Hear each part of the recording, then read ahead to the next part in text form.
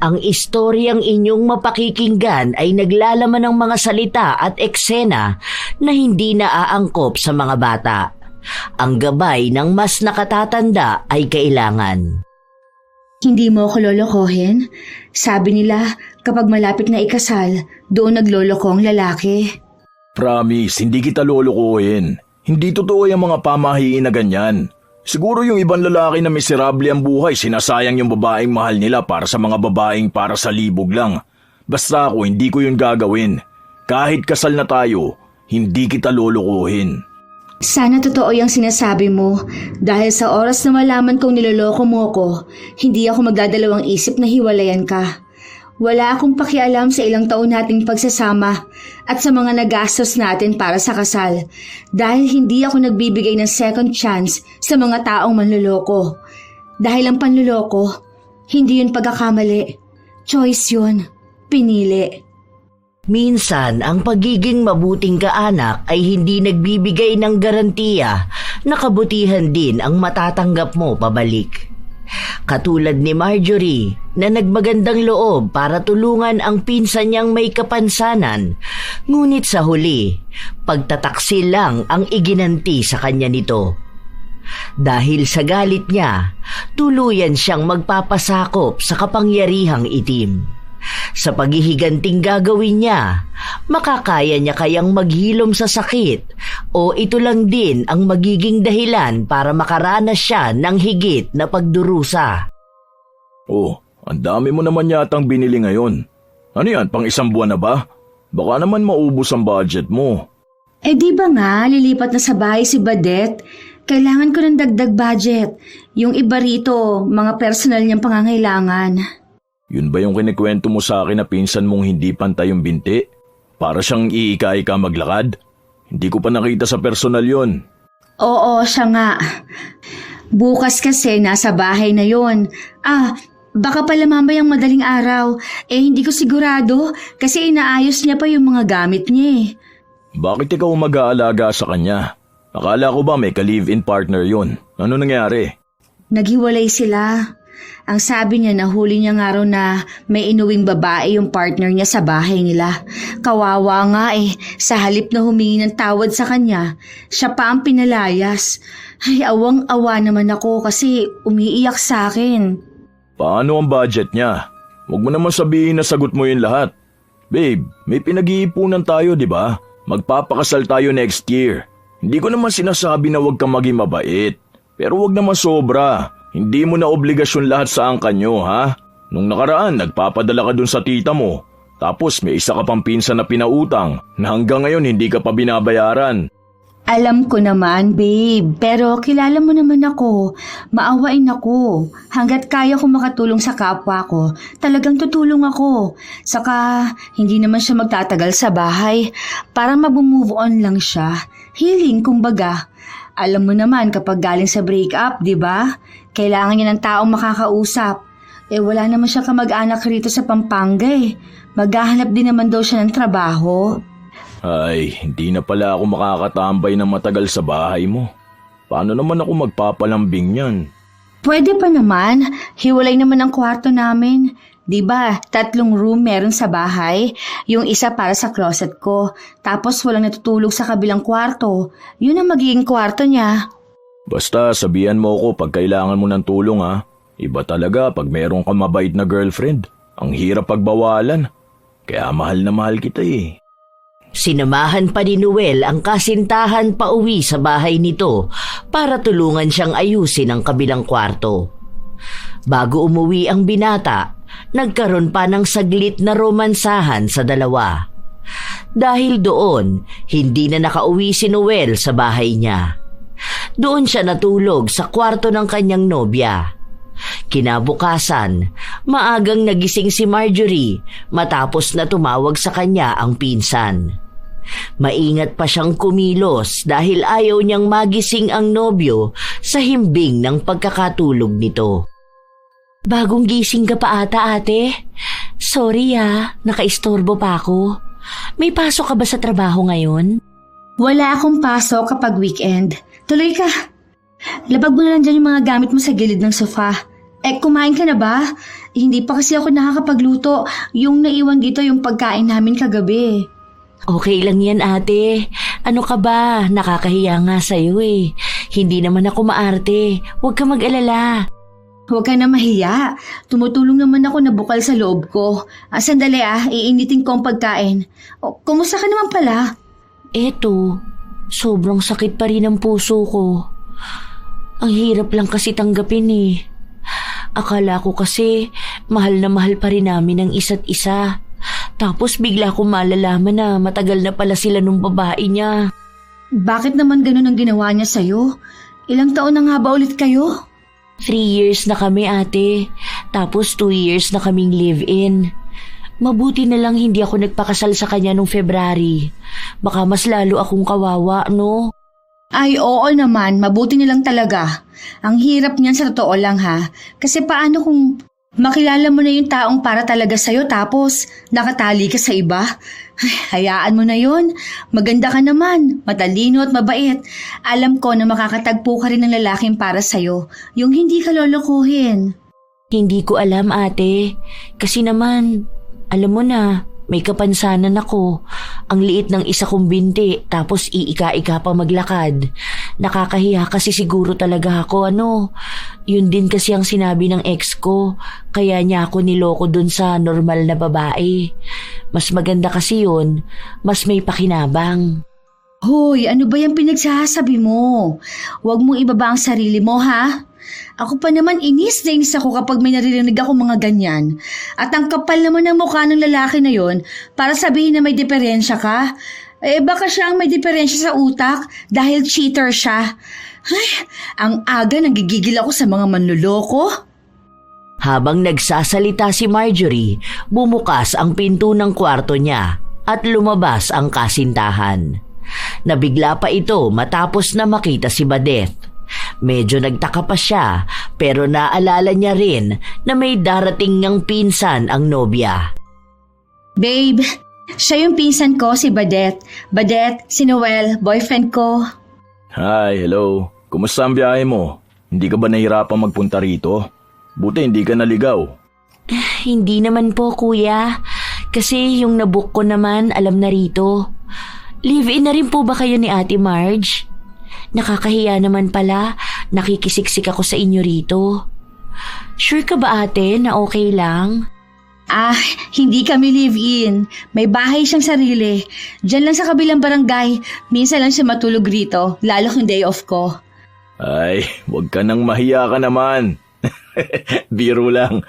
Napag-usapan na natin to eh. Alam ko naman na pupunta ka rito. Wag ka na mag-post sa akin kasi hindi mo naman ako lolo. Bata pa ako. Huwag mo na maipadaman na tumatanda na talaga ako. Palabiro pala tong boyfriend mo, ate. Ngayon lang kita nakita, ya. Gaano na ba kayo katagal? 10 years na kami. 10 years na siyang baliw na baliw sa akin. Crush na crush ba naman ako niyan eh. Mga 1 year niya rin ako niligawan ha. Pero sulit naman. Kasi may pogi siyang boyfriend na magiging asawa na. Hoy, ang galing mo naman. Sino kayang sunod ng sunod sa akin noon? Kahit na ilang beses kong ipagtabuyan, panay pa rin sabi ng gusto ako? Oo na po, madam. Sige na po. Respeto naman sana sa bagong single dito, oh. Huwag niyo naman sana akong inggitin. Kawawa naman ako. Sino kalambingan ko? Ito kasi si Noel eh. Wag na nga. Baka mamaya bigla na lang tong umiyak. Kumain na nga lang tayo. Hindi yan. Magiging maayos din naman ako. Balang araw, makakatagpo rin ako ng katulad ni Kuya Noel. Mabait na, maalaga at mahal na mahal ang nag-iisang Ate Marjorie. Paano ba kayo nagkakilalang dalawa? Sige na, kwento nyo naman sa akin. Kasi ang naaalala ko lang ate, bata pa ako noon, may boyfriend ka doon sa probinsya natin, di ba? Yung anak ni Kagawad. Oo, ang mo ko ngayon, naniloko rin ako. Yung last boyfriend ko, bago ko nakilala si Noel. Mga 1 taon din akong single ha, kasi dumaan ako sa healing talaga. Sa totoo lang, sobrang hirap talaga niyang pinagdadaanan mo. Ewan ko ba kasi sa mga lalaking manloloko? Hindi ko naman nilalahat ha, pero meron talagang hindi makontento eh. Pero tiwala ka lang, kasi kapag naging maayos ka at mas minahal mo ang sarili mo, makikilala mo rin yung lalaking ipakikita sa'yo na hindi ka mahirap mahalin. Yung taong kahit na anong trauma at trust issues mo, hindi magiging problema sa kanya. Kasi ipapakita talaga niya yung sa'yo yung mahal na mahal niya, kahit yung pinakasirang parte ng pagkatao mo. Wow, di ko naman alam na ganito pala kagaling mag-advise ang mahal ko. Pwede ka na mag-podcast, babe. Oo nga, te. Ang ganda pa naman ng boses mo. 'Di ba? Nag-DJ ka noon sa radyo. Talagang sumang-ayon ka pa sa sinabi ni Noel? Hay, kayo talaga. Ngayon, feeling ko may kakampi na yan kapag aasarin ako. Ewan ko sa inyo. Basta ako kakain na, nagugutom na ako. Kahit na paano ay nagkaroon ng panibagong buhay ang bahay ni Marjorie. Lalo na ngayong may kasama na siya. Dahil kapag wala si Noel, sobrang tahimik ng bahay niya dahil mag-isa lang naman siyang nakatira. Sa paglipas ng mga araw, naging maayos ang pananatili ni Badette sa bahay ng kanyang pinsan. Maganda ang kanilang samahan dahil marami silang napag-uusapan. Minsan ay tungkol sa lugar nila, minsan naman ay tungkol sa buhay pag-ibig. Isang gabi pagka-uwi ni Marjorie, naabutan niya ang pinsan na umiiyak sa sala. Oh, ano nangyayari sa'yo? Bakit ka umiiyak? May masakit ba? Ano nararamdaman mo? Ate, yung ex ko, ikakasal na sila nung babaeng pinalit niya sa akin. 1 linggo pa lang kaming hiwalay. Sobrang sakit. Hindi ba ang sabi ko sa'yo na wag mo nang alamin ang nangyayari sa kanila? Nakablock ka na sa kanya. Nag-stalk ako gamit isa kong account. Hindi ko kasi mapigilan eh. Miss na miss ko na kasi siya. Gusto ko na ulit siyang makita at makasama. Bakit ganun?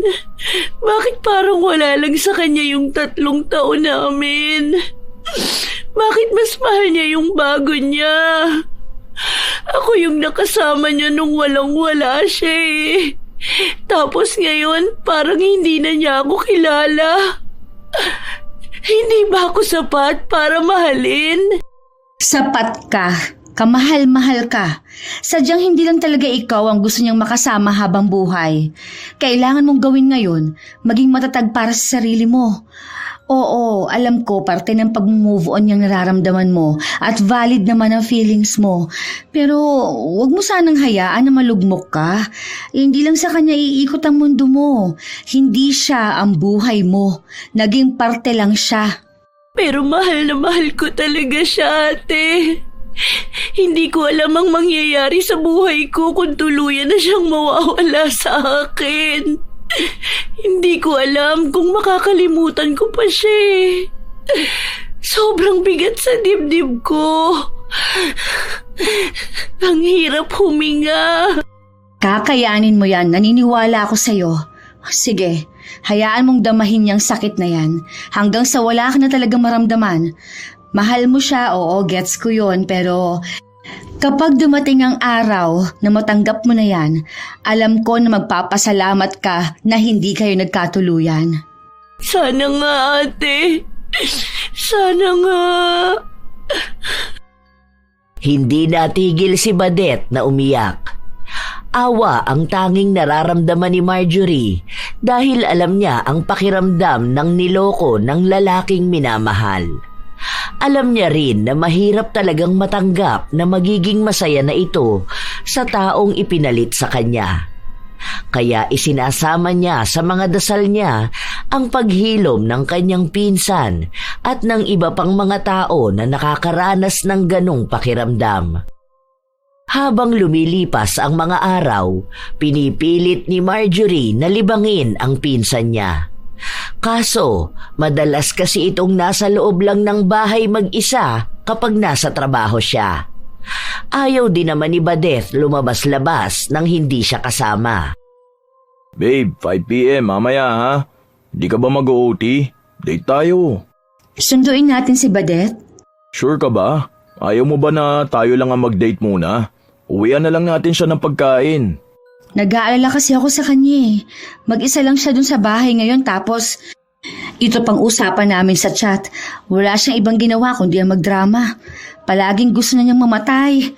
Kasi nga ayaw niyang makita na masaya yung ex niya kasama yung ibang babae. Hindi pa rin pala talaga siya nakaka-move on? 1 buwan pa lang naman, babe. Sino ba namang tao kayang mag-move on ng ganong kadali? Siguro yung mga taong may reserba o hindi na talaga mahal ang ex nila. Pero siya kasi, first love niya yun eh. Tapos mahal naman nila ang isa't isa. Kaso nga lang, niloko naman siya. Oh, sige na pala. Basta 5 p.m. sunduin kita ha. Pasok na ako. I love you.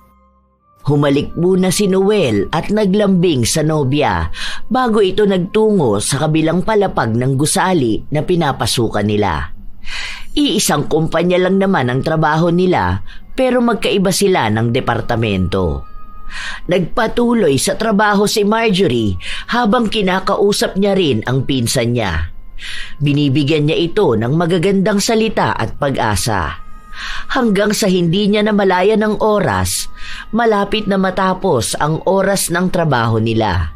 Nang sandaling paalis na siya, kinausap siya ng amo niya na magdadagdag pa ng 2 oras sa trabaho dahil may kailangan silang tapusing report. Nakipagkita muna si Marjorie sa kanyang nobyo para sabihin na hindi sila magsasabay na umuwi. Pwede naman kitang hintayin dito sa sasakyan eh. 2 oras lang naman yan. Hindi na. Magpahinga ka na rin. Wala naman tayong pasok bukas. Doon na lang tayo mag-date.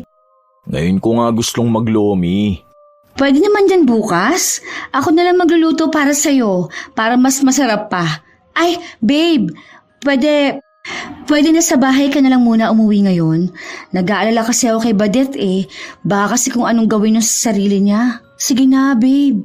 Please. Oo na, sige na. Wala naman ako magagawa eh. Magiging tagabantay na lang ako ng pinsan mong broken-hearted. Sige na, chat mo ako kapag pauwi ka na para sunduin kita. Hindi na, sabay na ako uuwi kay May. Basta chat mo ako ha. Ingat ka sa pag-uwi. I love you. I love you too. Chat ka rin kapag andun ka na sa bahay ha. Balitaan mo ako kung kumusta si Badet. Labag sa kalooban ni Noel noong una na sundin ang gusto ng nobya, pero ginawa niya pa rin. Pagkarating niya sa bahay, narinig niyang umiiyak si Badet. Hindi naman siya sanay na magpatahan ng ibang babaeng umiiyak, maliban na lang sa kanyang nobya. Gusto mo ba ng ice cream? Para tumigil ka na sa kakaiyak dahil sa walang yang ex mo. Andito ka na pala, kuya. Hindi kita napansin. Pasensya ka na ha. Nakakahiya naman. Lagi na lang akong umiiyak. Sana makaya ko to. Ang hirap kasi. Tapos ang dami ko pang nababasang panlalait sa akin ng mga kaibigan at pamilya niya. Kanina, nagpalit siya ng profile pic kasama yung bago niya. Tapos comment doon ng mama niya na masaya sila kasi nga hindi na pilantod ang jowa ng anak niya. Hindi raw mahahawa sa kapansanan ko ang magiging anak namin kung sakali man.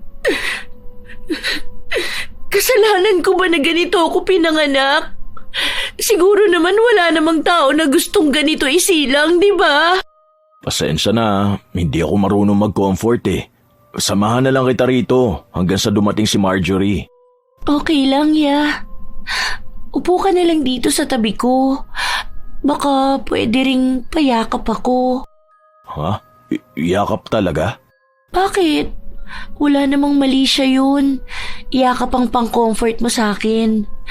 Depende na lang siguro kung may iba kang kayang gawin para mawala tong sakit na nararamdaman ko. Tayong 2 lang din naman ang nandito eh. 2 oras pa bago dumating si Ate Marjorie. Teka, kung saan-saan na napupunta ang kamay mo. Huwag dyan, baka hindi ako makapagpigil. Ayokong lukuhin si Marjorie, ano ba? Hindi naman to magiging panloloko sa kanya kung hindi kanya mahuhuli. Galingan mo na lang para hindi kanya mahalata. Alam mo ba, Unang kita ko pa lang sa'yo, iba na yung pakiramdam ko. Napatouch myself na nga lang ako nung araw na yon. Ang ganda pa ng boses mo. Nakakalibog tuwing naririnig ko. Iniisip ko nga minsan na sana ako na lang si Ate Marjorie. For sure, gabi-gabing mainit ang kama natin. Please, Badet, lumayo ka sa akin. Hindi to maganda. Nadadala ka lang ng emosyon mo dahil broken-hearted ka. Hindi to tama. Hindi tama, pero halata namang nararamdaman mo rin yung init ng katawan mo. Alam ko na gusto mo rin akong tikman, di ba? Baka kapag nangyari yun, mas hanapin mo ang katawan ko. Halata namang mas magaling ako kaysa kay Ate Marjorie. Try lang natin, para naman may thrill.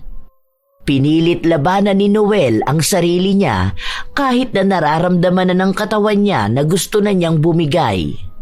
Iniisip na lang ni Noel ang tagal ng relasyon na meron sila ng kanyang nobya. Kung gagawa siya ng kasalanan, alam niyang maaaring masira ang mga pangarap na binuo nila. Hindi nagtagumpay si Badet sa pangaakit niya sa nobyo ng pinsan. Hanggang sa napapadalas na ganon ang ginagawa niya tuwing silang dalawa lang ang naiiwan na magkasama. Hindi na alam ni Noel kung hanggang saan ang hangganan ng pagtitimpi niya. Ang bango talaga ng mahal kong yan. Pakis nga po ako. Babe, ano ba? Nakita mong may inaasikaso ako ngayon, di ba? Kailangan ko itong maihabol ngayong gabi. Kasi naman tong si Clydin, hindi pa tinapos yung report niya bago nag-vacation leave. Ako tuloy ang nahihirapan ngayon. Mamaya na yan, babe. Sige na. Miss na kita eh. Pagbigyan mo na ako. Ilang buwan na natin tong hindi ginagawa. Hinaan mo naman ang boses mo, babe. Mamaya nasa labas si Badet, marinig pa tayo. Alam mo naman na manipis lang ang pader ng bahay na to. Buti sana kung tayong dalawa lang nandito, di ba? Uy, tara pala sa bahay. Doon ako lang talaga mag-isa. Ano, iiwan ko dito si Badet? Alam mo naman na hindi yun pwedeng mag-isa. Baka mamaya kung anong gawin yun sa sarili niya eh. Tsaka may ginagawa pa ako. Sa susunod na lang yan, wala ako sa mood. Naglalambing lang yung tao eh. Ano ba naman kung ituloy mo na lang yan mamaya? Panay na lang kasi ibang taong inaatupag mo. Paano naman ako? May pangangailangan din ako bilang lalaki. Ang kulit mo kasi. May ibang panahon pa naman para dyan. Alis na ako. Uwi na lang ako. Kesa naman nandito nga ako pero wala naman pala mangyayari. Chat mo na lang ako bukas kapag may pupuntahan tayo. Hindi pinigilan ni Marjorie ang nobyo dahil sobrang sanay na siya sa tagal ng panahon na ganoon si Noel. Alam niya naman na kapag gising ng nobyo kinabukasan, maayos na itong mag-isip at siya mismo ang hihingi ng tawad sa inasta nito. Pagkalabas ni Noel, naabutan niya si Badet sa sala, suot ang napakaiksing short at manipis na puting sando. Halatang wala itong panloob dahil bakat na bakat ang kanyang dibdib. Mas lalong nag-init si Noel. May mapang-akit din na tingin sa kanya si Badet. Gusto na niyang bumigay pero hindi niya alam kung paano. Nasa iisang bahay sila. Hindi niya pwedeng gawin yon nang kasama ang kanyang nobya. Marahan na lumapit si Noel sa dalaga at ibinigay ang isa pa niyang numero. Binulungan niya ito na pwedeng dumalaw si Badet sa bahay niya. Hating gabi na, habang mahimbing ang tulog ni Marjorie, lumabas ng bahay ang pinsan niya para puntahan si Noel. Akala ko hindi ka napupunta eh. Sino ba naman ang tatanggi sa ganito, di ba? Ang lakas talaga ng hatak mo. Hindi ko alam kung bakit kapag naiisip kita, nagiinit ang katawan ko. Nakakagigil ka kahit hindi pa kita natitikman. Ngayon mo malalaman kung bakit. Para bang walang katapusan nilang pinagsawaan ang buong magdamag. Nakalimutan na ni Noel ang pangako niya sa kanyang nobya dahil na rin sa tukso. Magaling si Badet pagdating sa kama, kaya kuhang-kuha niya ang kiliti ni Noel.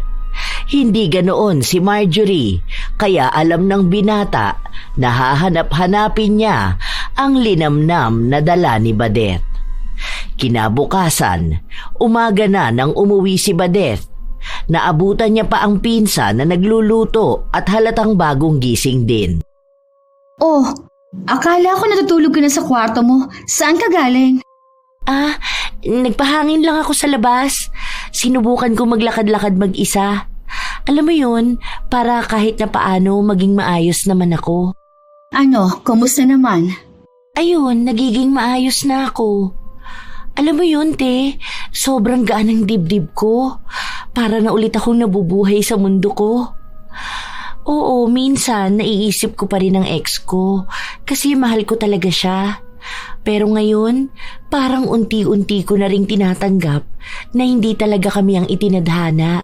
Wow, yan na yun. Tuloy-tuloy na yan. May araw lang talaga na dadalawin ka na lungkot. Pero yun na rin ang araw na alam mong nakakausad ka na. Magiging maayos ka rin. Tatagan mo lang ang loob mo. Magpakasaya ka sa labas. Tapos kumilala ka ng mga bagong kaibigan. Makakatulong din sa'yo pag ganun. Oo nga, ate. Salamat din dahil nandyan kayo ni Kuya Noel kasi palagi niyo akong tinutulungan. Kung wala kayong dalawa, baka hindi ko talaga kakayanin ang buhay. Oo nga pala, tulog ba si Kuya Noel?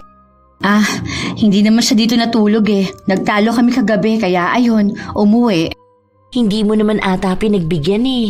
Alam naman niyang busy kasi ako. Pero hayaan mo na, baka mamaya yan nandito na siya. Malawak ang ngiti ni Badeth dahil alam niya sa sarili niyang mas nakakalamang na siya sa kanyang pinsan. Nahirapan siyang maakit si Noel pero kilala niya ang karamihan sa mga lalaki.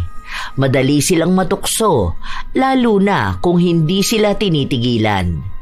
Hindi lang unang pagkakamali ang nangyari dahil nasundan pa yun. Kapag hindi magkasama ang magkasintahan, sumasalisi silang dalawa. Madalas sa bahay ni Noel, minsan sa bahay ni Marjorie, o kaya sa hotel. Ang swerte talaga ni Ate Marge. Ibang klase. Iba ka maging halimaw sa kama. Lumalaman ka ng buo. Bakit hindi niyo ba madalas ginagawa to? Hindi naman mahilig si Marge. Minsan nga, once a month lang. Sa pilitan pa yun. Nung bago pa lang kami, siguro mga 3 times a month. Sinong mas magaling sa amin? Ikaw, ang dami mong posisyong alam. Medyo boring si Marge pagdating sa kama. Pero mahal na mahal ko siya. Mahal mo? Pero may ganitong nangyayari sa atin? Ayos ka rin ah. Okay lang din naman sa akin na ganito tayo. Isa pa, mas masaya nga yung nagtatago tayo eh. Huwag lang mahuhuli, no? Kasi sa ating dalawa, mas kawawa ka dahil mawawala sa'yo si Ate Marge. O kaya, pwede naman na tayong dalawa na lang, di ba? Ayoko. Iba pa rin si Marge. Mas magaling ka lang sa kama pero hindi kita kaya ipagmalaki sa pamilya ko at sa mga barkada ko. Sorry pero kasi mas kilala ng mga magulang ko si Marge at mahal siya ng mga yon. Magagalit sila kung ipapalit ko lang sa kanya isang gaya mo. Gaya ko? Anong gaya ko? Ano bang mali sa akin, ha? Talagang hindi mo pa alam kung anong mali sa'yo? Hindi pa ba nasabi sa'yo ng ex mo?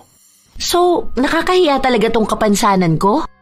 Ewan, baka para sa iba kaya kang tanggapin. Malay mo, kapag nakahanap ka ng ibang lalaki na seseryosohin ka kahit na ganyan ang binti mo, hindi pantay. Basta para sa akin, hindi ka pasado sa panlabas. Pwede naman kung pangkama lang. Maganda naman ang katawan mo Makinis ka rin at maputi. Hindi maitatanggi ni Badeth na nasaktan siya sa sinabi sa kanya ni Noel. Ang buong akala niya ay gusto talaga siya nito, lalo pa at napapadala silang nagtatalik.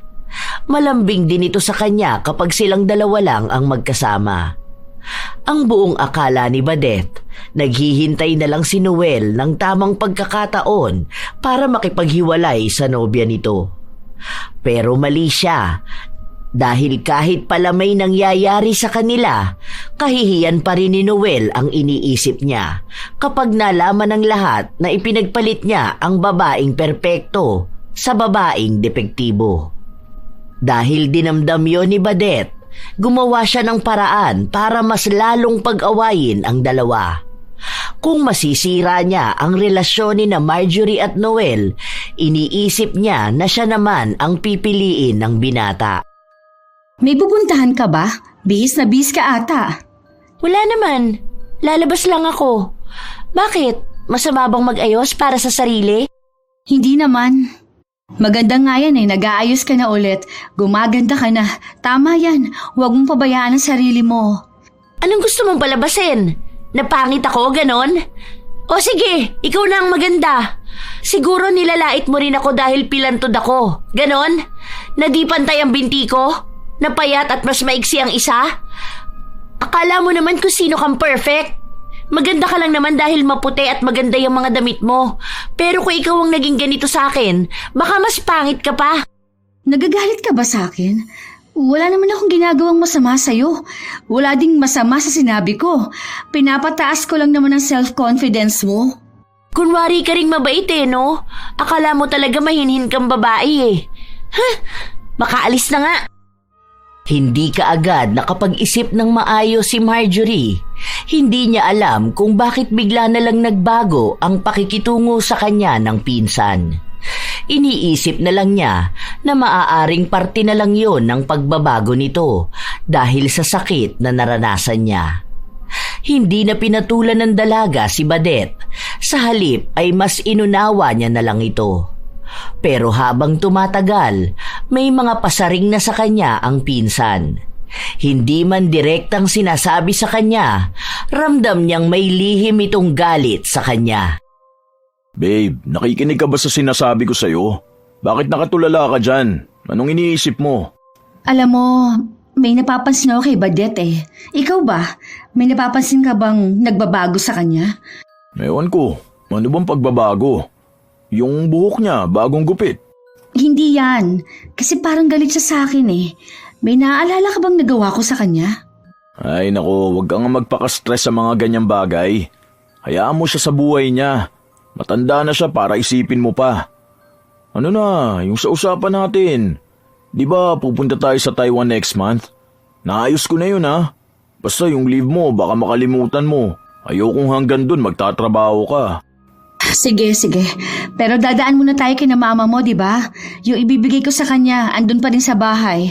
Nasabi ko na yun, naghihintay nga siya sa atin last week pa Pero ang sabi ko, busy pa tayong dalawa. Dadaan pa ba tayo sa bahay? Wait, may nag-chat sa akin. Si mama yata to. Nakatingin lang si Marjorie sa mukha ng kanyang nobyo. Tila ba nagbago ang ekspresyon ng mukha ng binata? Hindi mawari kung bakit bigla na lang nagkaroon ng kakaibang pakiramdam sa kanyang dibdib si Marjorie. Sa tagal nilang nagsasama ni Noel, yun ang unang beses na nakaramdam siya ng pagdududa. Wala namang ibang pahiwatig, wala siyang nakita o narinig, pero meron siyang nararamdaman na maaaring may ginagawang mali ang nobyo. Nais niyang isawalang bahala yon, pero alam niya na hindi lang basta ang pakiramdam na yon. May babala ito para sa kanya. Simula nun, hindi na nawala sa utak niya ang paghihinala na baka niloloko siya ni Noel. Habang mag-isa si Marjorie sa loob ng bahay, biglang pumasok ang pinsan niya pero halatang may ginawa itong kababalaghan dahil sa gulo ng kanyang buhok at may marka pa sa kanyang leeg. Gising ka pa pala? Bakit parang ang lalim ng iniisip mo? Wala. May gumugulo lang sa akin. Tungkol saan? Sabihin mo na sa akin. Baka mamaya sabihin mong ang sama kong pinsan sa'yo. Sorry na ate, nito kasing mga nakaraang araw na mainit ang ulo ko at akala mo inaaway kita. Parang naging parte lang ng healing ko. Huwag mo isipin na may sama ako ng loob sa'yo. Wala yon. Hayaan mo na. Naiintindihan ko naman Kailangan mo ba ng kausap? Ano bang nangyari? Sa trabaho mo ba yan? O sa inyo ni Kuya Noel? Ano na palang nangyayari sa inyo? Hindi ko na kayo madalas nakikitang magkasama. Huwag mo na lang sabihin sa kanya to Hindi ko alam kung praning lang ba ako pero feeling ko may babae siya. Oo, may ginagawa siyang kakaiba. Basta, hindi ko maipaliwanag eh. Pero alam mo naman yun, di ba? Yung pakiramdam na okay naman kami, maayos kami, hindi kami nag-aaway, pero may mali eh. Ayoko magduda sa kanya pero feeling ko may babae siya. Paano mo naman nasabi na may babae siya? I mean, paano mo naisip yun bukod sa pakiramdam mo? Nakita mo ba na may kachat siyang iba? May katawagan? May bali-balita sa opisina niya o sa mga common friends nyo? Wala naman. Saka ni minsan sa tagal namin, hindi siya nagloko sa akin. Ay, ewan ko. Feeling ko pagod ka lang sa trabaho mo. Wala yan. Kung hindi mo naman siya nahuhuli, ibig sabihin lang wala. Baka iniisip mo lang yan kasi gusto mo na mag-away kayo. Minsan kasi tayong mga babae, ganyan eh. Iniisip lang natin tapos ang gusto lang natin away para lambingin tayo. Sana nga ganun lang yun. Saan ka pala galing? Medyo familiar yung amoy ng pabango mo. Nakipagkita lang ako sa kachat ko online. Sige, maliligo na ako. Pahinga ka na rin. Hindi magkakamali si Marjorie sa amoy na yun. Pabango yun ni Noel. Imposible naman na nagkataong may kaparehas na pabango ang nobyo niya. May pinagkukunan nito ng pabango na pag-aari ng kaibigan niya. Siguro kung doon galing ang pabango ng kinitang lalaki ni Badeth, pwede ring kakilala yon ni Noel. Nagkagulo na ang mga bagay sa utak ng dalaga. Hindi na niya alam kung anong uunahin, anong papakinggan. Kaya inisip niya na maaari ngang dahil lang sa stress, kaya lahat na lang ng tao sa paligid niya ay pinagdududahan niya. Ayaw niya ng ganoong pakiramdam, kaya mas pinili niyang magpahinga. Ilang araw ding nagtagal ang pagdududa niya, kaya inisip niya na baka dahil lang yon sa trabaho nila. Ang dami kasing nangyayari sa loob ng opisina, mula sa problema sa trabaho hanggang sa mga bali-balita ng mga kabitan at panloloko ng mga katrabaho. Natuloy ang pag-alis nila ng bansa ni Noel. Habang nagsasaya sila sa pamamasyal, kahit na paano ay natabunan ang mga iniisip ni Marjorie na baka may ibang babae ang nobyo. Maayos siyang pakitunguhan nito. Mas lalong pinadama sa kanya na mahal siya nito. Para tayong bagong kasala. Ang saya pala kapag ganito tayo eh. Sa susunod, magpaplano ulit ako na iba pa nating gala. Dapat dati pa natin to ginawa eh. Kaso lagi ka naman kasing busy kaya yung malalapit lang sa atin ang nagagala natin. Japan ang pag-iipunan ko next time. Itatago ko na agad yung kikitain ko dun sa bagong project ng isang kliyente ko. Babe, may kasal pa tayong pinag-iipunan. Yun na lang muna. Sa honeymoon ba? Mas maganda kapag nasa malayo tayo tapos walang problema sa trabaho. Alam mo, gusto ko kasi ibigay lahat sa'yo. Gusto kitang maging masaya. Alam mo, napansin ko sa pagstay natin dito, naging masaya ka talaga eh. Iba yung aura mo, ang aliwalas mo eh. Sa tagal ba naman natin magkasama, alam ko na kung may problema kang hindi sinasabi sa akin. Pero nung nandito na tayo, parang nabawasan yun. Ano ba kasing problema mo, babe? Akala ko ba hindi na natin pag-uusapan ng ganyan? Last day na natin dito. Oo nga. Tara na, mag-picture ka na. Ang ganda pa naman ng OOTD mo. Ang ganda mo talaga, babe. Basta airdrop mo sa akin lahat ng pictures at video ko dyan sa phone mo. Maayos ang naging takbo ng relasyon ng dalawa hanggang sa muli silang bumalik sa Pilipinas at balik trabaho. Kahit nagumaan ang pakiramdam ni Marjorie, may ibang dala ang aura ni Badeth sa kanya. Bibihira na lang silang magkitang dalawa sa bahay dahil madalas itong lumalabas. Ang paalam sa kanya, naghahanap na siya ng bahay na malilipatan niya dahil baka magsimula na rin siya sa trabaho. Hinahayaan na lang yon ni Marjorie dahil ilang buwan na rin namang nakatira ang pinsan niya sa kanya. Habang nasa trabaho ang dalaga, nilapitan siya ng isa niyang katrabaho. Nagtanong kung may kakambal daw ba ang nobyo niya kasi kung di siya nagkakamali, nakita niya yung pumasok sa isang hotel kasama ang isang babae. Sure ba kayo sa nakita nyo? Baka naman kahawig lang niya. May mga pinsan kasi siya na kaparehas niya ng katawan eh. Kaya kapag nakatalikod or malayo, aakalain mong siya talaga. Eh, ang dami pa naman ng kamag-anak dito. Sinabi ng katrabaho niya na hindi nga sila sigurado dahil nakatalikod yun. Pero ang alam nila, suot ni Noel ang kulay asul nitong damit na minsang nakikita nilang suot niya sa opisina nila. Nagbiruan pa nga raw sila ng mga kaibigan niya na papasok pa lang ng hotel ay iika-ika na ang babae. Yun daw pala, may problema yung isang binti ng babae. Nang marinig ni Marjorie yun, ang unang pumasok sa utak niya ay ang kanyang pinsan. Para bang may sumabog sa kalooban niya, kaya ang bilis ng tibok ng kanyang puso. Hindi na siya mapakali simula nun, pero ayaw niyang komprontahin ang pinsan o ang nobyo dahil baka mali lang siya ng hinala. Babe, OT ako. Hindi ko alam kung 1 hour or 2. Una ka na uwi ha? Sure ka ba? Pupunta na lang ako sa bahay mo. Magluluto ako ng dinner. Sige, ikaw na bahala. Balik na ako sa loob. Hindi totoo ang mga sinabi ni Marjorie. Gusto niya lang talagang hulihin ang nobyo. Kung tunay nga ang hinala niya na may namamagitan dito at kay Badet. Nagpalipas lang ng ilang minuto ang dalaga bago siya umalis at umuwi. Nanginginig ang tuhod niya habang naglalakad papunta sa bahay niya. Nanlalamig ang buo niyang katawan. Alanganin pa siyang buksan ang pinto dahil dinig niya ang ingay ng mga taong tila ba naghaharutan sa loob. Huminga siya ng malalim bago niya binuksan ang pinto. Naabutan niya ang dalawa na nasa sofa. Malapit masyado si Badet na kulang na lang ay kumandong sa nobyo. Nang makita siya ni Noel, agad na naitulak nito si Badet.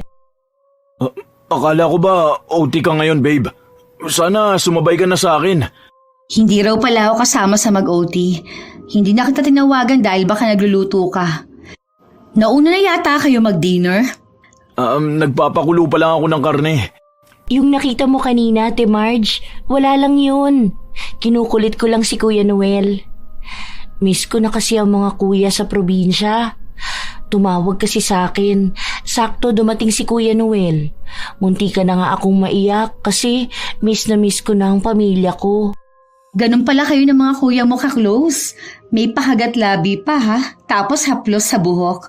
Wala namang ibig sabihin yun, ate. Ano bang akala mo sa akin, mang aagaw? Alam ko ang pakiramdam ng niloko at inagawan. Hindi ko hahayaan na maramdaman mo yun o ng iba pang kababaihan. Tayo-tayo lang namang mga babae ang dapat nagsusuportahan eh. Saka halata namang mahal na mahal ka ni Kuya Noel, kaya hindi ka niya lulukuhin. Ano ka ba naman, babe? Ang bata pa niyang si Badet. Wala akong kapatid na babae kaya parang bunso na namin yan. Sa kapinsan mo yan. Walang mali sa nakita mo kanina. Eh bakit dalawa pa kayo nagpapaliwanag? Wala naman akong ibang ibig sabihin. Huwag kayong kabado. Wala lang sa akin yan. Pumasok sa loob ng kwarto si Marjorie. Bit-bit ang bigat sa kanyang dibdib. Pinipilit niya lang maging kalmado dahil alam niyang makakagawa siya ng mali sa kapwa niya kapag pinairal niya ang galit. Wala naman siyang naabutang ginagawa ng dalawa kaya wala muna siyang gagawin. Nang gabing yun, naging malamig ang pakikitungo ni Marjorie sa nobyo at idinahilan ang problema sa opisina. Doon na natili si Noel para lambingin ang nobya dahil ayaw niyang magduda ito lalo sa ginagawa nila ni Badet. Hilutin ko nga ang ulo mo para hindi ka masyadong stress. Bakit kasi ikaw lang ang sumasalo ng ganyang problema? May mas mataas pa naman posisyon sa'yo, di ba? Sila dapat ang magresolba niyan. Sa amin pa rin naman ang malaking epekto, kaya kailangan din namin kumilos. Malaki yung bitbit ng department namin. Ayoko na isipin ang problema sa opisina. Gabi na, dapat nagpapahinga na ako. Tara na, yakap ka na sa akin para naman makatulog ka na. Kawawa naman ang mahal kong yan. Lagi na lang stress. Hayaan mo, kapag kasal na tayo at may mga anak na, gusto ko na sa bahay ka na lang magstay ha. Hayaan mo na ako na mag-provide para sa pamilya natin. Mas lalo kong sisipagan sa pagtatrabaho. Mahal mo pa ba ako? Ha? Bakit naman ganyan ang tanong mo? Malamang mahal na mahal kita. Hindi mo ako lolokohin? Sabi nila, kapag malapit na ikasal, doon nagloloko ang lalaki. Promise, hindi kita lulukuhin. Hindi totoo yung mga pamahiin na ganyan. Siguro yung ibang lalaki na miserable ang buhay, sinasayang yung babaeng mahal nila para sa mga babaeng para sa libog lang. Basta ako hindi ko yung gagawin. Kahit kasal na tayo, hindi kita lulukuhin. Sana totoo yung sinasabi mo. Dahil sa oras na malaman kong niloloko mo ko, hindi ako magdadalawang isip na hiwalayan ka. Wala akong pakialam sa ilang taon na nating pagsasama at sa mga nagastos natin para sa kasal. Dahil hindi ako nagbibigay ng second chance sa mga taong manloloko. Dahil ang panloloko, hindi yun pagkakamali. Choice yun. Pinili. May pagbabanta sa mga salitang sinabi ni Marjorie.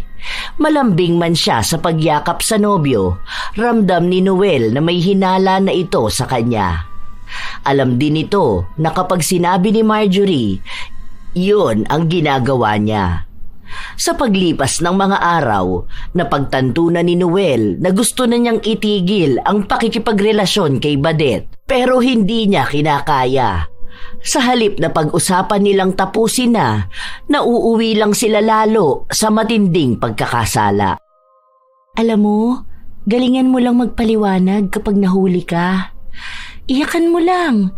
Sabihin mo na hindi mo kayang mabuhay na wala siya. Kasi siya yung pangarap mo. Tapos mangako ka lang na magbabago ka. Ligawan mo ulit siya. Tapos pakita mo na wala na talagang ibang babae. Ganun lang ba? Basic lang yun. Lahat naman nadadaan sa pagpapaawa. Lalo na kay Ate Marge. Sa sobrang bait ba naman nun? Hina mo naman kasi. Kalalaking tao mo, hindi ka marunong manloko. Makapagsalita ka dyan. Akala mo hindi ka niloko na ex mo. Ako? Maloloko ng mga lalaki? Baka kamo ako ang nagloko. Ikaw pala. Bakit kumakaiyak ka nun? Akala mo naman aping-api ka. Nagpapaawa nga ako, di ba? Malamang kwento ko to, kaya ako ang bida. Kaya ko maging manloloko sa sino mang niloko ako. Magaling akong umiyak, kaya madali akong paniwalaan. Ganun lang yun. Kaya yun ang aralin mo, para kung sakali man na mahuli tayo ni Ate Marge, hindi ka niya basta iiwan. Ibang klase ka talaga. Ang galing mo sa lahat. Kasi masarap kapag ganito. Mas masarap nga ang may asawa at may karelasyon. Ang saya kaya nung magtatago kayo, kasi todo effort ang lalaki para lang hindi mahuli. Tapos kapag nahuli naman, pagalingan na lang magpalusot. Ayoko rin namang malayo sa'yo. Mahal na nga kita eh. Ang gwapo mo kasi. Ang bango. Ang sarap. Tapos maalaga ka rin. Kaya kung magiging kabit man ako, sige, okay lang sa akin. Basta wag ka lang mawala. Kung mahuhuli ka ni Ate Marge, pwede naman tayong magpahinga. Tapos galingan mo sa sunod. Manipulahin at i-gaslight mo lang yun, tapos na agad. Sabay guilt trip mo pa. Wala na, iikot na ulit ang mundo nun sa'yo. Maniwala ka sa akin. Ang daming tinuturo ni Badet sa binata dahil alam niya na pwedeng sa mga susunod ay mahuhuli na ang kalokohan na ginagawa nila. Isang gabi, habang mag-isa si Marjorie sa loob ng kwarto, nagtingin siya ng mga litrato nila ng nobyo nung nasa ibang bansa sila. Nais niyang mag-upload ng mga litrato nila para sa kaarawan ng nobyo. Habang nagtitingin siya, napansin niya ang isang video na naisama sa ipinadala sa kanya ni Noel. Nang mapanood niya yun, doon na unti-unting gumuho ang mundo niya. Kuha yun ng pagtataksil ng dalawa sa kanya. Video ng pagtatalik ni Noel at ni Badet. Nanginginig ang kalamnan ni Marjorie habang nakikita niyang sarap na sarap ang dalawa. Tama ang hinala niya. Nakikita na mismo niya ang kababuyan na ginagawa ng dalawa kapag hindi niya ito kasama. Galit na galit siya. Gusto niyang makapanakit para lang maibuhos lahat ng galit sa dibdib niya. Ngunit mas pinili niyang kumalma dahil ayaw niyang malaman ng dalawa na alam na niya ang ginagawa nila. Gusto niyang makipagsabayan ng paglalaro sa dalawang manloloko. Pinipilit ni Marjorie na kumalma sa tuwing nakikita niya ang dalawa. Happy birthday, babe! Wow, salamat mahal ko. Hindi ko in-expect na may pa-surprise ka sa akin dito sa bahay. Kaya nga half day lang ako sa work, di ba? Nagpatulong ako kay Badet na mag-ayos dito. May isa pa akong surprise sa'yo, pero mamaya na yun sa kwarto. Ate, may bata dito oh. Pinaparinig pa talaga sa akin. Oo nga pala, happy birthday Kuya Noel. Sana masaya ka ngayong birthday mo. Salamat din, Badet. Tara na, kain na tayo. Ano ba tong niluto mo, babe? Wow, ang paborito kong bopis. Ang sarap. Thank you, babe. I love you. I love you too, babe. Kain na tayo. O ikaw din, Badet. Tara na. Huwag ka na dyan mag-diet, no? Sexy ka naman na. Lahat ng ipinapakita ni Marjorie ay pagpapanggap lang, kahit na may pandidiri na siya sa tuwing hahawakan siya ni Noel. Maging ang pinapakita ni Badet na para siyang isang inosenteng bata. Simula nang mapanood ni Marjorie ang malaswa nilang video, nahubara na rin ng maskara ang dalawa. Pinapanood ng dalaga kung paano sarap na sarap ang dalawa sa kinakain nilang niluto niya. Nakatitig lang siya sa pagkain na tila ba may ginawa siya roon. Ang sarap ate. Kaya pala ayaw mong ipatikim to sa akin kanina nung niluluto mo. Grabe. Ito yung paborito ko talaga na niluluto niya. Lahat naman ng luto ng Ate Marge mo masarap. Ito lang talaga yung the best. Enjoy lang. Niluto ko talaga yan para sa inyong dalawa. May special na sangkap pa nga yan eh. Ano bang sangkap niyan ate? Basta, espesyal yon para sa mga kagaya ninyong dalawa. Ano pa ba? Pagmamahal. Nang kinagabihan na yon, nanatili si Noel sa bahay ng nobya. Nasa loob sila ng kwartong dalawa at may nangyari sa kanila. Noong una, ayaw na ni Marjorie dahil sa bawat romansa sa kanya ni Noel, naaalala niya kung paano rin nito romansahin si Badet. Nakakaramdam siya ng pandidiri sa tuwing magtatama ang mga labi nila, pero pinanindigan niya ang isa sa paghihiganti niya. Mas ginalingan niya kaysa sa mga dati nilang pagtatalik na dalawa. Nabigla si Noel dahil naging mas agresibo siya, pero dinahilan niya na ganado lang talaga siya. Wala ring pakialam si Marjorie kung maririnig ni Badet ang halinghinga nila dahil mas lalo niyang nilalakasan. Sinasadya niya ang lahat. Grabe. Wow, hindi ko akalain na may tinatago ka palang pagkahalimaw, babe. Ibang klaseng birthday ang meron ako ngayon. Sana ganito palagi. Minsan kasi pagod ako kaya walang ganyan. Hindi ko naman kasi alam na ganyan pala ang gusto mo. Sige, sa susunod mas magaling pa dyan. Kahit ano naman, basta ikaw. Wala naman yan sa galing eh. Basta may pagmamahal. Mas masarap pa rin kapag mahal mo ang kasama mo. Nakipagsabayan si Marjorie sa pambobola ng nobyo. Ilang linggo pa ang lumipas, hinahayaan niyang maging madali para sa dalawa ang panloloko nila. Sa ganoong paraan, mas magiging madali para kay Marjorie na maisakatuparan ang plano niya. Isang araw, nakiusap siya sa kanyang nobyo na samahan na lang muna si Badet sa bahay niya dahil may kailangan siyang asikasuhing mahalagang bagay. Natuwa naman si Noel sa naging balita na yon na kahit hindi niya ipahalata, ramdam ni Marjorie. Naging malaya sina Noel at Badet para gawin ang kasalanan nila. Sana wag na munang umuwi si Ate Marge para mas matagal tayong magkasamang dalawa. Bukas daw siya ng hapon uuwi. Tapos wala akong trabaho bukas. Kahit buong maghapon tayo. Doon naman tayo sa kwarto niya. Hindi pa natin to nagagawa dun eh. Lumipat sila ng kwarto. Nasa ibabaw ng binata si Badet at sa kalagitnaan ng kanilang pagtatalik, nakaramdam ng kakaiba sa kanyang sikmura si Badet. Hindi na niya napigilan ang sarili niyang maisuka yon sa mukha mismo ni Noel. Dahil sa nangyari, agad siyang naitulak nito. Ano ba yan? Bakit sa mukha ko pa mo isinuka? Baho naman sobra. Ano yan? Bakit may alupian na lumalabas sa suka mo? Hindi ko alam. Anong nangyayari sa akin? Ang sakit ng sikmura ko. Hindi ko mapigilang masuka.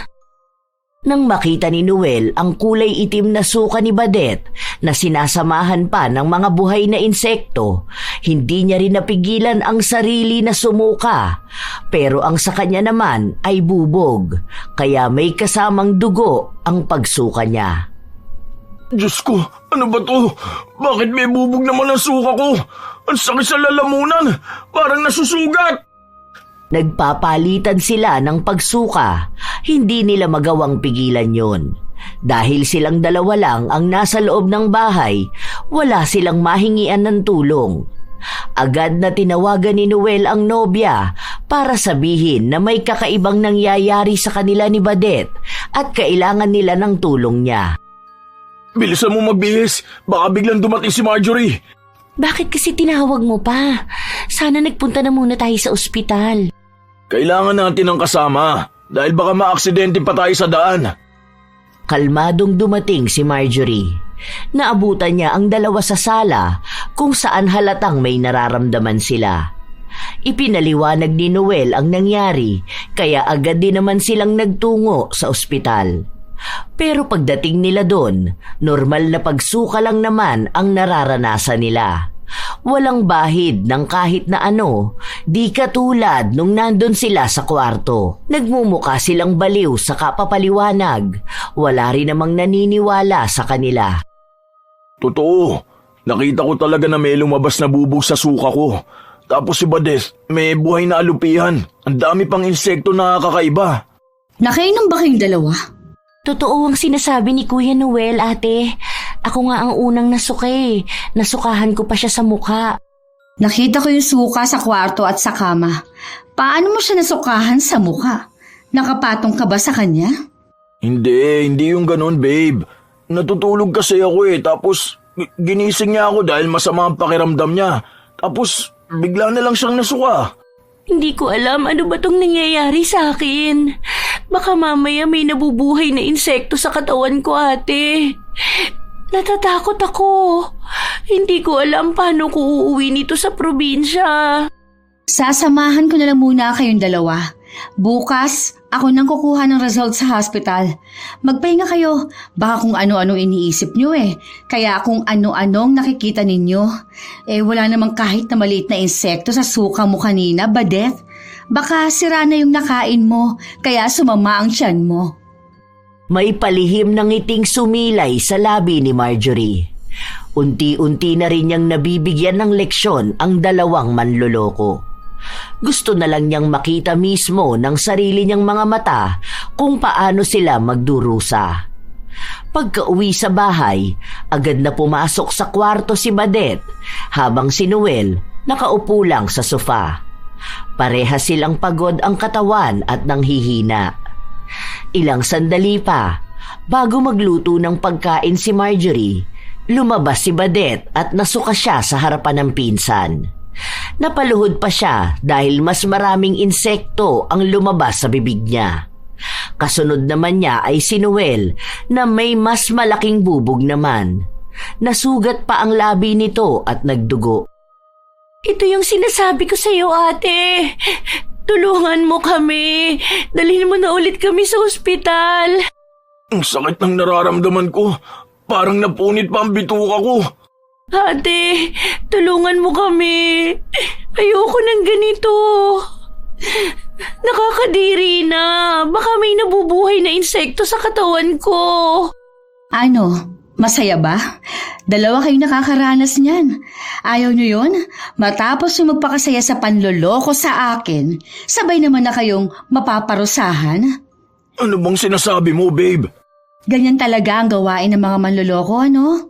Palagi na lang walang ginagawang kasalanan o masama. Huwag niyo na itanggi. Napanood ko ang sex video niyo. Ayos nga eh. Daig niyo pa yung mga porn star. Galing! Ang dami ko natutunang posisyon ha. Pero alam niyo, anong mas gusto kong posisyon na ginawa ninyo? Yan mismo. Ang pagluhod sa harapan ko habang nahihirapan kayo. Hindi ko alam ang sinasabi mo. Sino namang mapanira ang nagpadala sa inyan? Ang daming pwedeng gawin ngayon ng AI ha. Pwede nang palitan ng mukha ng tao.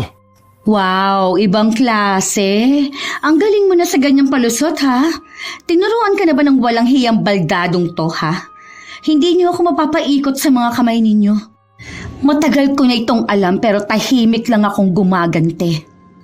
Hindi ko ito palalampasin. Gusto kong makita na nagdurusa kayong dalawa. Tutal, tapos na kayo magpakasaya. Ngayon, damahin niyo naman yung galit ko. Ate, maawa ka na. Wala naman kaming ginagawang masama ni Kuya Noel. Isang pagkakamali lang yun dahil sobrang lungkot ko. Hindi ko siya aagawin sa'yo. Isa lang naman ang nakita mo. Kung totoo mang may nakita ka. Yun lang yun. Hindi naman na naulit. Kung hindi din naman talaga makapal ang mukha mo, tinanggap kita sa bahay ko dahil nag-alala ako sa kalagayan mo. Pero anong ginawa mo? Nilandi mo si Noel. Alam ko na kung bakit mo ginapang ang boyfriend ko. Hindi ka kasi makalakad na maayos. Hindi kasi pantay ang paa mo eh. Buti pa yung alupihan ano? Maraming paa, tapos pantay-pantay pa. Hindi gaya mo. Ganyan pala ang ugali mo. PWD ako. Pero kung makalait ka sa mga gaya ko, sobra na. Palibasa wala kang kapansanan eh. Tanga ka pala eh. Nilait ko ba lahat ng may kapansanan? Ikaw lang ang nilait ko kasi malandi ka. Idadamay mo pa pagiging PWD mo? Mandadamay ka pa ng ibang tao sa kalandian mo. Ikaw palang may gawa nito sa amin. Wala ka man lang konsensya. Baka totoo nga ang sabi ni nanay na mambabarang ang pamilya nyo. Ngayon, alam kong yun na nga ang ginagawa mo. Sa oras na maging maayos ako, lahat to babalik sa'yo. Lahat ng kasamaan mo. Ako pa pala, ha? Ang dapat na makonsensya ngayon? Ako na nga ang ginawa ninyo ng kasalanan. Ako pang makakarma? Baka totoo rin ang sinabi ng nanay ko na kaya ayaw ka sa probinsya kasi kung sino-sinong lalaki may asawa na lang ang pinapatos mo. Ngayon, naiintindihan ko na kung bakit pati ang nanay mo ayaw na sa'yo. Gapangin mo rin ba naman pati yung bago niyang asawa eh? Ewan ko na lang kung hindi ka pagtabuyan talaga. Nakakapit na pala sa'yo ang kalandian mo na yan. Naaawa-awa pa ako sa pag-iyak-iyak mo.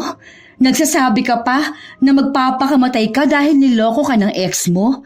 Tapos malaman ko, ikaw pala yung kabit. Kalmado lang ako magsalita, pero galit na galit ako sa mga pinaggagawa ninyong kahayupan. Babe, sorry. Patawarin mo na ako, please. Hindi ko na uulitin. Pangako ko sa'yo. Mahal na mahal kita. Isang beses lang naman to nangyari. Isang beses lang kita niloko. Isang beses na pagkakamali lang to. Pwede pala yung ganun. Basta isang beses lang ginawa. Isang beses na pagkakamali. Sa pinsan ko pa talaga. Binaboy niyo na ako. Binaboy niyo pa tong bahay ko. Sinabi ko na sa'yo, Noel.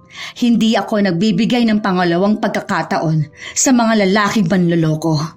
Wala akong pakialam sa 10 taon nating pagsasama. Dahil sana, bago mo ako lokohin, inisip mo muna ang mga masasayang. Ngayon ka pa iiyak at hihingi ng tawad? Kung hindi ko pa kayo nahuli, hindi ka naman makukonsensya eh. O ayan, hinahayaan ko na kayo na magsamang dalawa. Hindi nyo na kailangan magtago. Pero sabay din kayong pagdurusahan ang ginawa ninyo sa akin. Hindi ako magpapatawad. Hanggang kamatayan tong galit ko sa inyo. Kung paanong bawat minuto akong pinapatay kapag naaalala kong kataksilan ninyo. Ganoon din bawat minuto niyong mararamdaman na para kayong pinapatay sa sakit ng paghihiganti ko. Ilang beses na nagmakaawa kay Marjorie ang dalawa pero wala siyang pinakinggan sa kanila. Para bang namanhid na talaga ang buong pagkatao niya para hindi na makaramdam ng awa. Ganon ang sakit na idinulot sa kanya ng dalawa. Nagbago na siya. Wala na ang dating Marjorie na mabait at mapagpatawad. Ilang araw ang lumipas, nasa bahay lang sila palagi. Nag-resign na si Marjorie sa trabaho habang si Noel naman ay hindi makapasok dahil palagi siyang nagsusuka. Si Badet naman patuloy na naghahanap ng taong tutulong sa kanya pero wala siyang malapitan. Hindi lahat ng kaanak nila ay kasing bait ni Marjorie. Maging ang pamilya niya ay itinakwil na siya dahil na rin sa ginawa niyang pang-aakit sa bagong asawa ng kanyang ina. Ibinalita rin ni Marjorie sa mga kaanak nila ang ginawa ni Badet, kaya lahat sila natatakot na magpatuloy ng ahas. Oh, hanggang sa susunod na linggo na lang tayo magsasama-sama rito ha. Humanap ka na ng kalye na tutuluyan mong malandi ka. Dahil ipauupa ko na sa iba itong bahay ko. At ikaw namang manloloko ka? Umuwi ka na sa bahay mo? Pwede pala kayo magsama dong dalawa. Total, bagay naman kayo. Hindi ka pa ba masaya sa nakikita mo? Hirap na kami rito. Kahit kumain, hindi na namin magawa. Hindi ka talaga makakakain. Masisikmura mo ba na kainin ang niluto ko? Malulunok mo ba na yung ipakakain ko sa inyo galing sa sarili kong pera? Baka akala mo obligasyon kita. Lumalabas na ang tunay mong kulay. Okay lang. Ano namang paki ko? Sarap nyo ang panoorin kapag nahihirapan kayong ilabas sa bibig ninyo yung mga kakaibang bagay. Medyo nakakainis nga lang eh. Dami kong lilinising insekto. Daming ipis eh. Takot pa naman ako sa ipis. Tapos kadiri kasi nilalabas ang bibig mo. Okay lang. Marumi din naman yan. Nakahanap na ako ng albularyo na lalaban sa kasamaan mong demonyo ka. Ang mga babaeng mahinhin na gaya mo talagang nasa loob ang kulo eh. Wala kang awa. Hindi naman kasi nakakaawa mga malalanding babae at mga agaw na gaya mo. Yung mga katulad mo ang kanser sa lipunang ito. Mapanira ng relasyon, mapanira ng pamilya. Walang dapat na maawa sa gaya mo. Tama lang yan. At kung makikita rin lang naman ng mga babaeng inagawan mo ang nangyayari sa'yo ngayon, baka makulangan pa sila. Yung mga babaeng pinaiyak mo gabi-gabi dahil proud kabit ka. Baka magpasalamat pa sila sa akin dahil ipinaghiganti ko sila. Hindi ko kasalanan na ginusto ko ng mga asawa nila. Pinili ako ni Noel dahil mas higit ako sa'yo. Pinili ka kasi nilandi mo. Oo, may kasalanan din yung hayop na yan. Pero may kasalanan ka rin bilang babae. Paano mo na-attempt na magpaawa samantalang noong ginagawa niyo yun, hindi kayo nakaramdam ng awa sa akin? Hindi niyo iniisip kung anong magiging epekto nun sa akin. Mabait naman ako ha. Natigil lang yon dahil sa sakit. Kung alam nyo lang, mas higit na nararamdaman ninyong nararamdaman ko ngayon. Kung tutuusin, pwede na sanang kamatayan na lang diretsong mangyari sa inyo. Pero ayoko. Dahil walang saysay kung ililibing kaagad kayo. Mas maganda kung araw-araw kayo magmamakaawa sa kamatayan ninyo. Pabigat ng pabigat ang dibdib ni Marjorie. Kahit na nakikita niya ang paghihirap ng dalawa, hindi siya nasisiyahan. Ilang araw pa ang lumipas, walang nagbabago sa nangyayari sa dalawa. Palagi niyang naririnig na umiiyak sila, nagmamakaawa at humihingi ng tulong. Pero bingi na siya. Ubus na. Pinapaalis na rin niya si Noel, pero ang binata ang nagpupumilit sa sarili niya. Mabilis ding bumagsak ang katawan ng dalawa dahil hindi na sila nakakakain ng maayos at hindi rin natitigil ang pagsusuka nila. Babe, maawa ka na.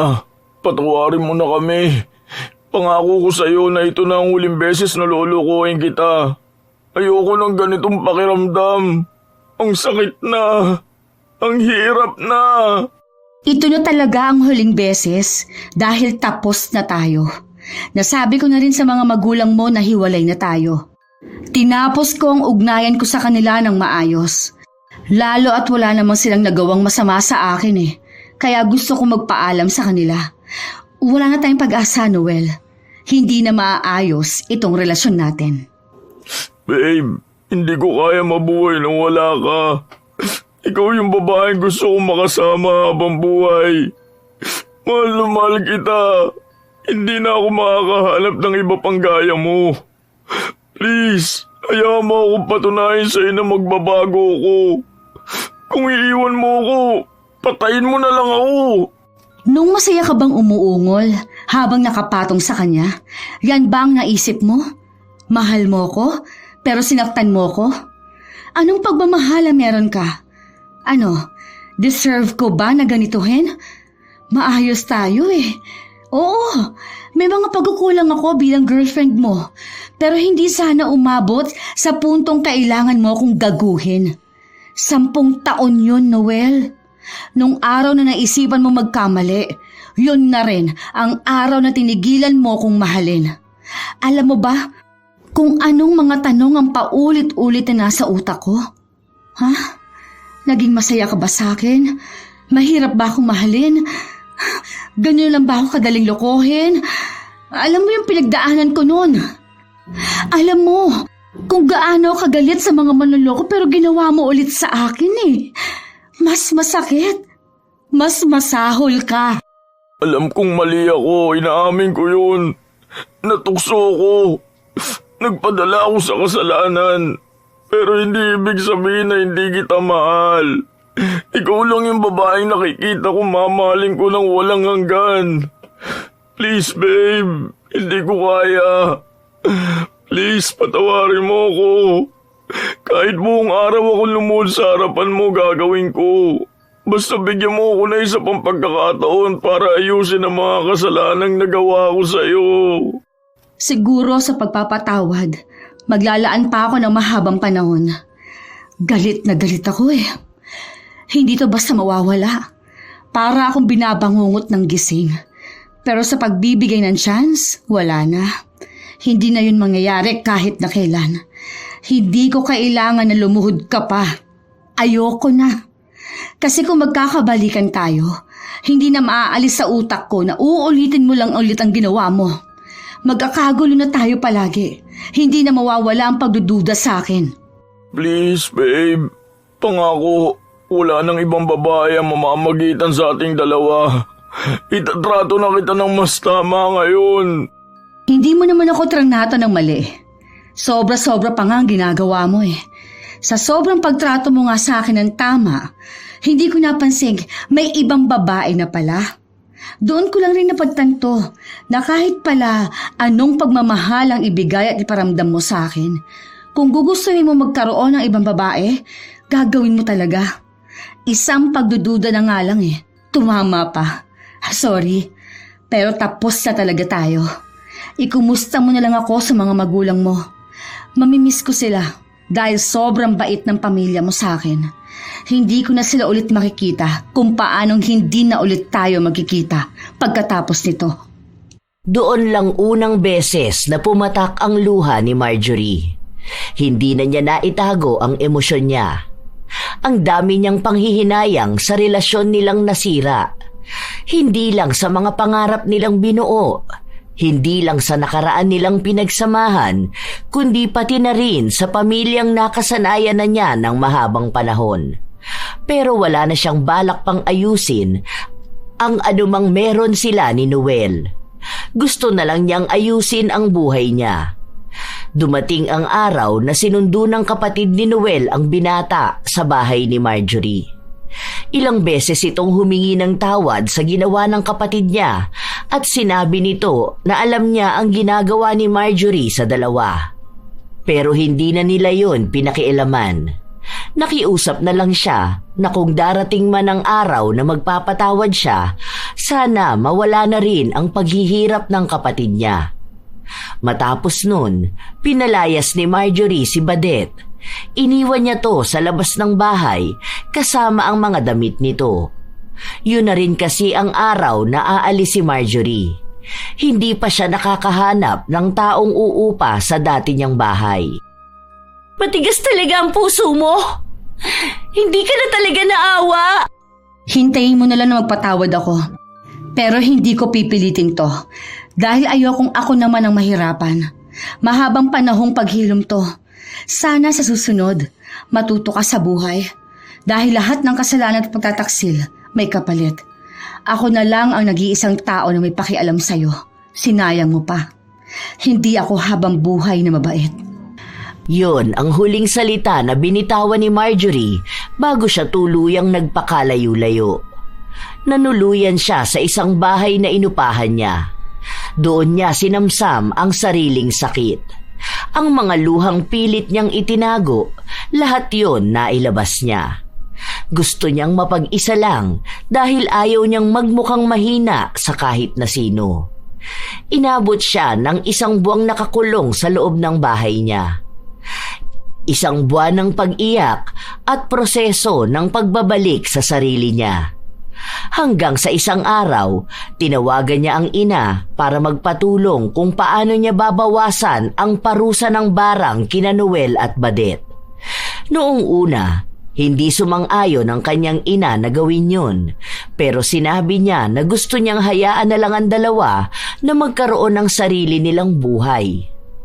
Ang ina ni Marjorie ang nagsagawa ng ritual, kaya malakas yun na hindi kinakaya ng mga albularyong nakakalaban niya. Opo, ma. Para kasing ang bigat din sa dibdib eh. Gusto ko na rin po kasing ayusin ang buhay ko.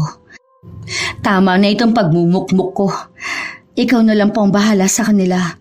Basta, alisin niyo na po yung mga isinusuka nila. Nakakaawa rin kasi eh. Kahit na hindi sila naawa sa akin noong sinaktan nila ako. Hindi na inalam ni Marjorie ang ipinalit na parusa ng kanyang ina. Pero sinabi sa kanya nito na may bitbit silang pasakit sa buhay nila na hindi basta mawawala. Hanggat nabubuhay sila, pagdurusahan nila ang ganti niya. Nakahanap ng bagong trabaho si Marjorie sa ibang bansa. Hindi na niya binitawan ang magandang oportunidad na yon dahil pakiramdam niya doon siya tuluyang maghihilom. May galit pa ring naiiwan sa kanya, pero alam niyang isa yon sa proseso para sa tuluyan niyang pagtanggap sa anumang nangyari sa kanyang nakaraan. Nahihirapan siya na wala si Noel dahil 10 taon ng buhay niya kasama niya ang dating kasintahan. May mga gabi na dinadalaw siya ng lungkot at pag-iisa, pero sa pagtatag ng pagmamahal niya sa kanyang sarili, hindi niya hinayaan ang bulong ng nakaraan na magdikta sa kanya para balikan ang taong nagdala sa kanya sa pinakamasakit na yugto ng kanyang buhay. Ilang taon din ang lumipas, walang naging balita si Marjorie sa kanyang dating kasintahan. Hindi na rin naman siya nito makikita at mahahanap dahil maging ang pamilya niya hindi sinasabi kay Noel kung nasaan siya. Wala rin namang ikinukwento ang kanyang ina tungkol sa dating kasintahan. Nabalitaan lang niya na nagmakaawa si Noel sa kanyang ina dahil gusto siya nitong makita at makausap. May narinig na balita si Marjorie tungkol sa pinsan niya. May balita na nawawala raw ito. Pero ang isa sa nakakalungkot, kahit na ganon, walang pakialam ang magulang niya sa kanya kahit ang mga kapatid nito. May kahihiyan din daw kasing lumabas sa bayan nila na may malaswang litrato si Badet kasama ang kilalang tao sa kanila. Dahil doon, kinahiya na rin siya ng mga kamag-anak niya. Yun lang ang balitang nakaabot kay Marjorie. Matapos noon ay nagpatuloy na siyang abutin ang mga bago niyang pangarap. May mga nagkakagusto naman sa kanya pero ayaw niya pa ulit sumubok ng bagong pag-ibig. Ang gusto niya ay tuluyang maghilom ang malalim na sugat ng kanyang nakaraan. Siya ang magiging responsable ng paggaling niya. Para kung sakali man na magmahal ulit siya, wala siyang ibang masasaktan. Sarili niya muna ang higit na mahalaga para sa kanya. Tuluyan na rin naman niyang tinalikuran ang multo ng kanyang mga alaala. Shout out sa ilan sa mga masusugid na tagapakinig ng mga istorya ni Lola Telang. Izuku Midoriya, Raquel Shibata, Ruby Vlog ng Tapas Capis, Elidia Alba, Ryan Alba at Mama Loretta Bobes, Aimee Turtoga, Matt Sarol, Lydia Lopez, Filipina Palsario, Arian Gay Leonora, Sidney Crosswind, Wilma Leses, Echano Lena, Hana Maylin Sesgundo, Jeneline Pajarito at sa buong Pajarito family. Shout out din kina Karen Salut, Hazel Fiesta, Maria Lee Nakagawa, Pamela Allen, Martina Angdasan, Mary Jane Lozano.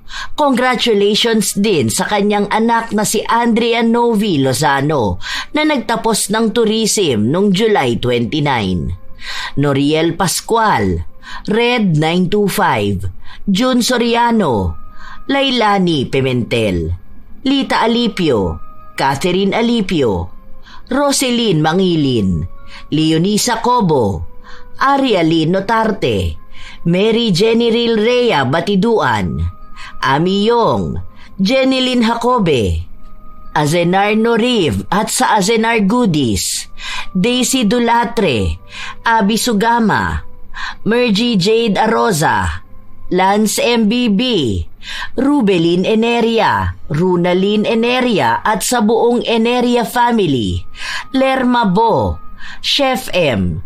Shout out daw kina Ate Minda, Ate Ne, Kuya Dennis at Poging J ng Amira Boxes Handicraft ng Laguna. Happy birthday kay Kuya Jimmy Bong Garcia sa August 2 mula sa kanyang mahal na ina na si Aurora Garcia ng Kabulusan, Paki, Laguna. Hi sa inyo, Annaliza Puaso, Catalea Soto, Roy Lacandalo, Gemma Jane Gaugano, Rica Tataan, Rachel Whitney, Sheren Solero Masagka, Rose Masayon, Dayan Maravilla, Sherlyn Joseco, Jonah Condua, Hasmin Reyes, Happy Pop. Salamat sa pakikinig, Maria Luisa Chavaria, Basanta Mila, Filipina Palsario, Mel Santarita, Christian Gonhoran, Candida De Balucos, Elidia Bobes at shoutout daw kina Ryan Alba, Loretta Bobes at Elidia Alba, Kimpoy Feliciano, Matt Sarol, Madel Mergal, Gina Monesterial, Nashti 28, Francesca Liana, Keshalyn Mata, Asodisen Serila, Febe Rañada, Richel Ann, Luri Ann Vitalicio, Giovanni Divina Gracia. Hi kina Grace Doris Riano, Yaquin, Mirna Alfaro, Gina Veldad, Janice La Chica, Sidney Crosswind, Lynette Reparado, Celestina Sigua, Angeline Galo, Will Lane Elicano, Carmela Landayan, Marie Peralta, Larny Azurin, Nico Libranda.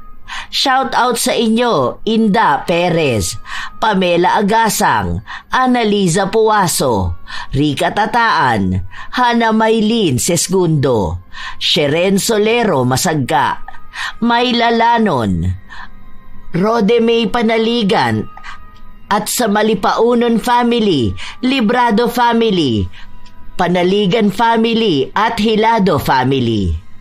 Mark Chawi Cabalud, Florence Hervasio, Perlin Nicor, Francisco Neng at sa kanyang asawa na si Jeremy Saranillo Francisco ng Madina, Saudi Arabia.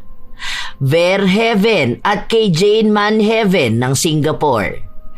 Hi kina Fatima Perez at kina Milagrito Absalom, Francisco at Fatima Falcatan Perez from Palawan, Anha Rose Ayeras, Elizabeth Dungca, Jonalyn Barameda, Ivy Pastolero, Ray Galedo at sa Galedo family ng Kabuyaw, Laguna, Leonora Consensino, Sham Nisrin Raif Vlogs, Veronica Caspillo, Marifeta Mor, at kay May Olero.